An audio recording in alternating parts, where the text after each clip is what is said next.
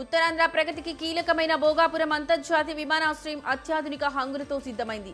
GMR సంస్థ ప్రతిష్టాత్మకంగా నిర్మించిన ఈ ఎయిర్పోర్ట్ సేవలు నేటి నుంచి పూర్తి స్థాయిలో అందుబాటులోకి రానున్నాయి. విశాఖ విమానాశ్రయం నుంచి చిట్ట చివరి సర్వీసుగా ఢిల్లీ విమానం నిన్న రాత్రి 10 గంటల 45 నిమిషాలకు బయలుదేరింది. తర్వాత నుంచి వాణిజ్యపరమైన సేవలు ఆగిపోయాయి.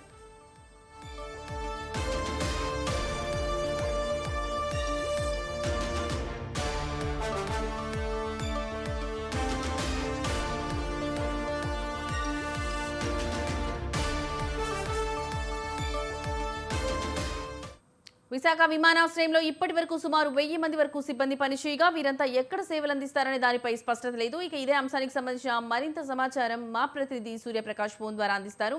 సూర్యప్రకాష్, చెప్పండి, ఈ అంశానికి సంబంధించి మీ దగ్గర ఉన్న లేటెస్ట్ అప్డేట్స్ ఏంటి?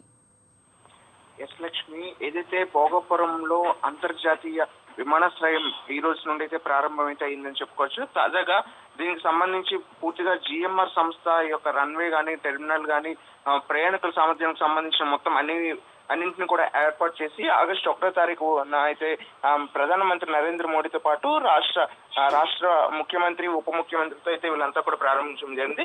అక్కడి నుండి కూడా 15 రోజుల పాటు యొక్క రన్వేలో అయితే చెకప్ చేసుకుంటూ మొత్తం ఆ పరిసర ప్రాంతాలు మొత్తం కూడాను ఏటీసీ అదుపులోకి తీసుకొని పూర్తి అనుమతులు తీసుకున్న తర్వాత ఈ రోజు నుండి కూడా ఉదయం 6:20 ఒక ఫ్లైట్ అయితే ల్యాండ్ అయిందని మనం ప్రధానంగా చెప్పుకోవచ్చు. ఆ సమయంలో మొత్తం అంతా కూడా ఎంతో ఉత్సాహంగా అయితే ఫస్ట్ ఫ్లైట్ ల్యాండ్ కావడంతో మొత్తం ప్రజలంతా కూడా అక్కడ ఉన్న స్థానికులు కావచ్చు అందరూ కూడా ఆనందాన్ని వ్యక్తం చేసిన పరిస్థితి ఉంది. దీంతో పాటు విశాఖపట్నంలో 65 సంవత్సరాల పాటు కూడా సేవలు అందించిన ఎయిర్పోర్ట్ అయితే నిన్న రాత్రి 11 గంటల 40 నిమిషాలతో చివరి ఫ్లైట్ ఏదైతే విశాఖపట్నం నుండి ఢిల్లీ వెళ్ళిన ఫ్లైట్ ఉందో దానితో ముగింపు వీడుకోలు పలికిన పరిస్థితి ఉంది. అక్కడ దాదాపు 1100 మంది వరకు కూడా అక్కడ పనిచేసే వాళ్ళంతా కూడా కాస్త ఆవేదన వ్యక్తం చేసి వారి యొక్క జీవన ఏమవబోతుందని కాస్త ఆవేదన అయితే వ్యక్తం చేశారు. దానికి సంబంధించి ప్రభుత్వం నుండి ఇప్పటికీ కూడా సరైన ప్రకటన కూడా ఇంకా రాలేదు. ఇక్కడ ఎయిర్పోర్ట్ లో పనిచేసే వాళ్ళ పరిస్థితి ఏం జరగబోతుందనే విషయం అయితే ప్రస్తుతానికి అయితే రాలేదు.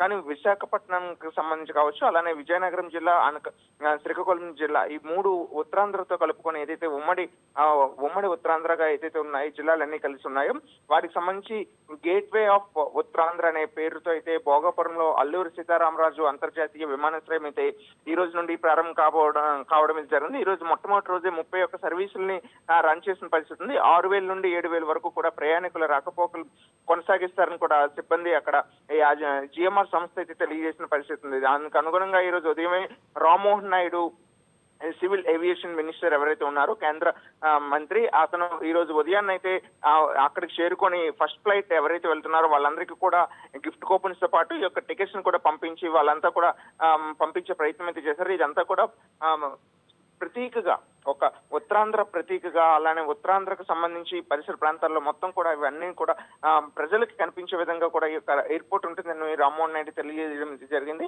దాంతోపాటు లోపల మొత్తం హంగులతో నిండిన ఈ యొక్క ఎయిర్పోర్ట్ కి ల్యాండ్ అవ్వడం కూడా చాలా మంది అయితే ఆనందాన్ని వ్యక్తం చేశారు. మొత్తం మొట్టమొదటిగా అయితే ఈ యొక్క ఎయిర్పోర్ట్ లోపలికి రావడం, అలానే ప్రయాణికులతో కలిసిన కమర్షియల్ ఫ్లైట్ కావడం, అలానే కార్గో సర్వీసెస్ కావచ్చు, మొత్తం అంతర్జాతీయంగా ఎంతో ప్రఖ్యాతగా ఉండే విధంగా కూడా ఈ యొక్క ఎయిర్పోర్ట్ అయితే ఉంటుందని చెప్పేసి కూడా స్థానికంగా ఇక్కడ రామ్మోహన్ నాయుడు అయితే తెలియజేసిన పరిస్థితి కనిపిస్తుంది.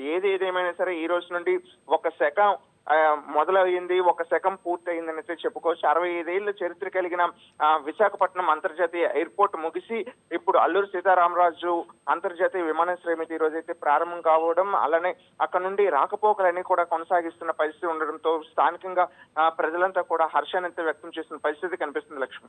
Right Suryaprakash, thank you for the update.